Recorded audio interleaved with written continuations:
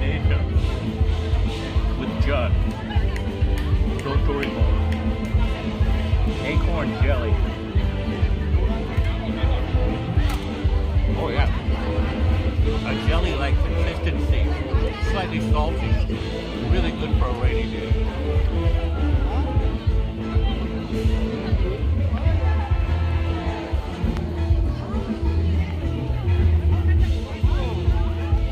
Homemade craft beer.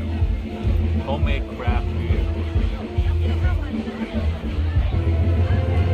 It's a spot. Really hoppy.